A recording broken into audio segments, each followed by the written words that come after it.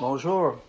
Ce dimanche, le 24 avril 2022. Alors, nous sommes tous ici. C'est Alex et James et Linda et moi-même. Ah. J'ai oublié que c'était là-dedans. OK. Je te remercie, Seigneur, pour ce temps ensemble. On te remercie pour ta parole. On va étudier ce soir la résurrection de Jésus et la raison pourquoi c'est si important. Je te demande pour ta direction et pour ton aide. Au nom de Jésus, on te demande, Seigneur Dieu. Amen. Amen. Alors, pourquoi est-ce si important que Jésus soit ressuscité? Parce qu'il avait prédit, il avait dit qu'il allait ressusciter. En Luc 9, 22, je vais juste le lire. Luc 9, 22.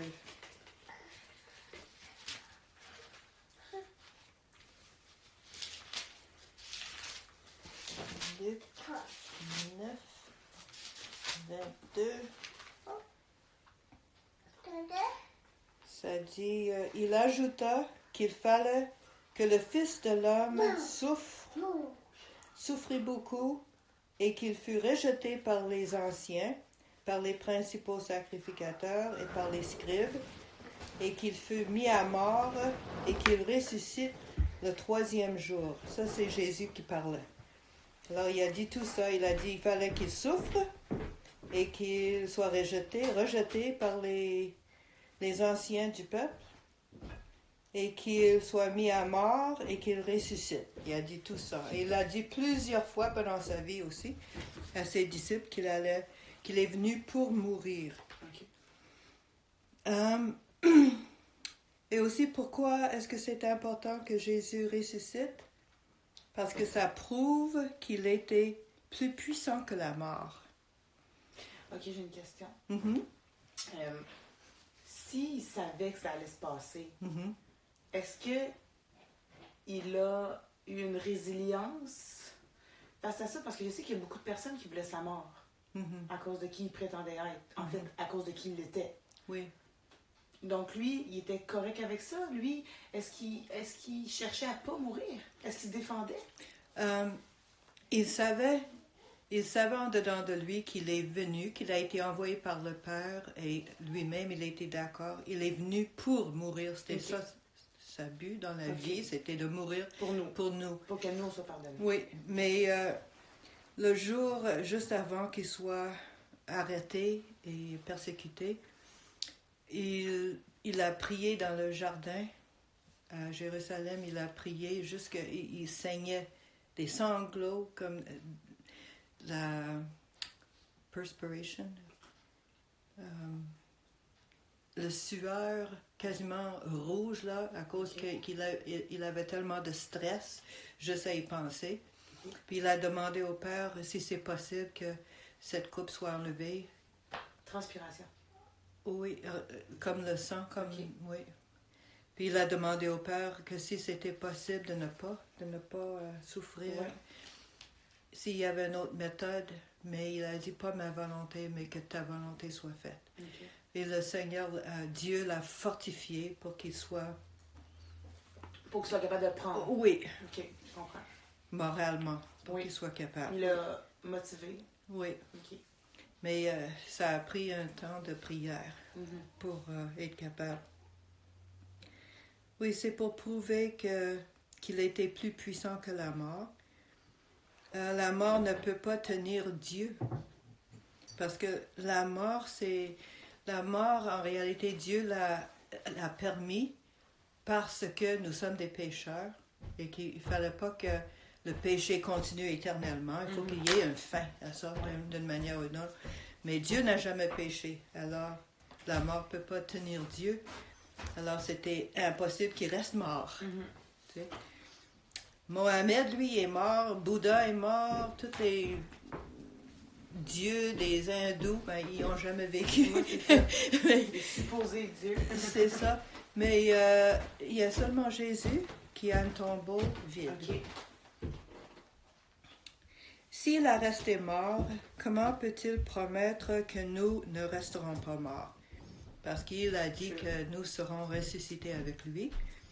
Alors, il ne fallait pas qu'il reste mort. C'est pour ça que c'est tellement important que Jésus ressuscite. Alors, la résurrection est nécessaire pour notre salut. Il y a 2 critères pour être convaincu qu'un événement est réellement arrivé. Il y a 2 critères. D'abord, dans un cours de loi, par exemple, les évidences de circonstances doivent être authentiques. Et deuxièmement, l'événement en question doit être soutenu par des témoignages croyables. Les témoins, il faut qu'ils soient croyables. Crédible. Crédibles, c'est ça. Pour ne pas croire à la résurrection, il faudrait rejeter les témoignages des témoins oculaires et encore rejeter tout le Nouveau Testament au complet, puisque tout le Nouveau Testament a été écrit pour soutenir cette vérité. Nous ne pouvons pas croire en Jésus, mais refuser de croire ce qu'il a dit. Hein?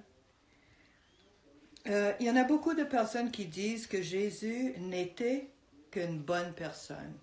Il n'était pas Dieu, il n'était qu'une bonne personne. Je comprends. Mm-hmm. Mais une bonne personne, ça ne change pas l'eau en vin. Non, c'est justement, exactement. Parce qu'il faut savoir que dire que Jésus est une bonne personne, c'est totalement impossible qu'il soit juste une bonne personne parce que il est soit menteur, maniaque, un fou raide, ou bien qu'il est le Fils de l'homme comme il a dit qu'il est. Parce que Jésus a dit des choses comme « Je suis le chemin, la vérité et la vie. Nul ne vient au Père que par moi. » Imagine, une bonne personne ne dit pas ça, là. Non. Hein? Non. Il a dit « Je suis la porte. Par moi, si quelqu'un entre, il sera sauvé. » Jésus a dit ça. Il a dit « Je suis la résurrection et la vie. Je suis la lumière du monde. » C'est des paroles que faut que tu sois complètement cinglé ou bien... Oui, un fanatique, ben, pas un fanatique, mais... Menteur complètement... oui. Mais Jésus était clairement pas un fou ni un maniaque parce qu'il y a des gens qui l'ont suivi pendant les 3 ans qu'il était dans le ministère. Nuit et jour était avec lui. S'il était un fou ou un menteur, ces hommes-là auront... 12 hommes, là. Ben oui, ils auront vu ça. Il l'aurait dénoncé aussi. Oui. Il aurait dit, c'est faux. Oui, c'est ça. Il aurait dit, il dit n'importe quoi. Oui, exactement. C'est pas ça qu'ils ont fait.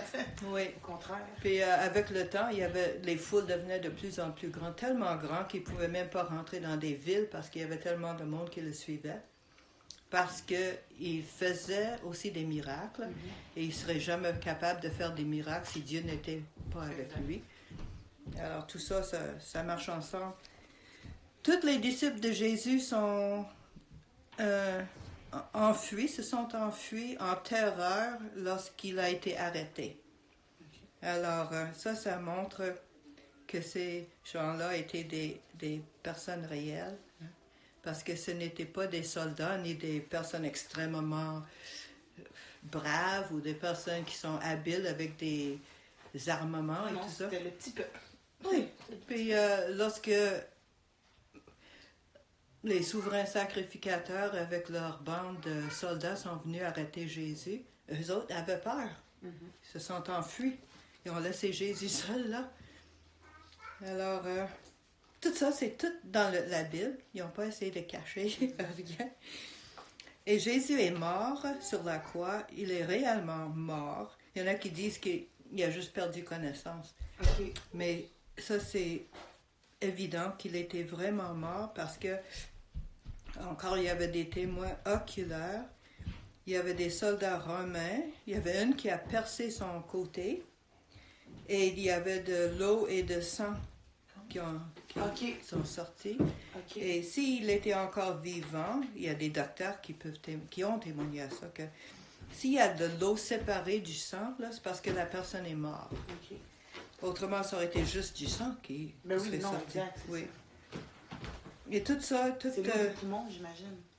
Je ne sais pas pourquoi, là, mais tout ça, c'est écrit en Jean 19, chapitre 19. Et le soldat romain, la raison pourquoi ils ont percé son côté, c'était justement pour voir s'il est mort. S'il n'était pas mort, il serait mort avec ça. Ouais. Oui. Et le soldat a vérifié, il a dit à Pilate, le gouverneur, il a dit, il est mort. Parce que le gouverneur voulait s'assurer que Jésus est mort avant de le descendre de la croix pour donner à un homme qui s'appelait Nicodème, qui voulait avoir le corps, pour mettre dans son propre tombeau. Et le tombeau de Nicodème était taillé de pierre. Alors, il n'y avait pas de manière autre que rouler la pierre pour sortir le corps, parce que c'était solide. C'était une roc. Et c'était bâti comme ça, avec une pierre en avant pour l'enfermer. Les chefs religieux des Juifs ont demandé à Pilate, le gouverneur romain, de placer une garde au tombeau. Okay. Pourquoi? Puisqu'il savait que Jésus avait dit qu'il ressuscitera. Il savait parce qu'il a dit ça souvent. Et les chefs religieux voulaient s'assurer que les disciples ne viennent pas voler le corps. Oui, c'est vrai. Oui. Et dire après, ben il est ressuscité. Tu sais. Alors Pilate, le gouverneur, a commandé que le tombeau soit gardé. 4 soldats romains, ça c'est des soldats romains, c'était des soldats extrêmement bien disciplinés. Et les Romains, ils ont conquis tout le monde connu. Et les Romains, là, savaient comment faire la guerre et comment garder un tombeau. Il n'y avait pas question de laisser... Oui, exact. Oui.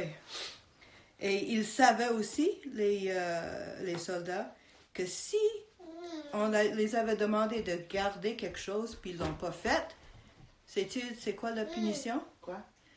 Flageller et ensuite brûler vif. Ils savaient, eux autres, que c'est ça qui arrive. Et normalement, lorsqu'il y a une garde, ils sont changés à toutes les 3 heures. 4 soldats, à toutes les 3 heures de la nuit, changés. Alors, comment veux-tu qu'ils n'ont même pas le temps de tomber endormis? Hein? De se fatiguer. Et oui, c'était un mort certain s'ils n'accomplissaient pas leur tâche. Maintenant, imaginons les disciples, les 12 disciples qui tremblaient derrière une porte barrée. Peux-tu imaginer que ces disciples-là vont venir maintenant faire face à 4 soldats romains, puis essayer d'ouvrir, enlever la pierre, puis maintenant pendant que les soldats dorment? Je pense pas. Hein? Non, moi non plus. Aussi, Jésus a été enveloppé d'un tissu de plusieurs mètres, très long et très pesant. Et la Bible dit que comme les disciples... Hein? Comme une momie? Oui, comme okay, ça. Oui, tout attaché comme ça. Mais tout le tissu, là, c'était tout enlevé et placé, folded. Plié, comme il faut. Ah ouais? Oui. Je savais pas. Lorsque les dames sont venues le dimanche matin pour embaumer Jésus, ils ont trouvé que la pierre était roulée, il n'y avait pas de corps, puis le tissu, tout tout ça, là, c'était tout plié. Pensez qu'ils auront pris le temps, les disciples, de tout plier ça avant de partir avec des gardes romains? Non. Alors, c'est toute une histoire remontée, et c'est tout faux. Jésus est réellement ressuscité, comme il a dit. Voyons. Oui, les femmes de dimanche matin, ils ont vu ça, que c'était... la pierre était déjà roulée et tout, puis il y avait quelqu'un dans le tombeau, par exemple. Il y avait un homme là-dedans, puis il a dit, « Pourquoi cherchez-vous parmi les morts celui qui est vivant? » C'était un ange. Ne cherchez pas Jésus, il n'est pas ici. Wow. Alors, ils sont partis en courant pour dire ça aux disciples qui étaient cachés derrière une porte barrée. Ensuite, Jésus est apparu à tous les disciples. Il est allé directement où ils étaient, cachés, pour aller parler avec eux. Oui. Eux autres étaient terrifiés parce qu'ils pensaient voir un fantôme. Et Jésus a dit, avez-vous quelque chose à manger ici? Il y avait un poisson et de la miel. Oui. Miel.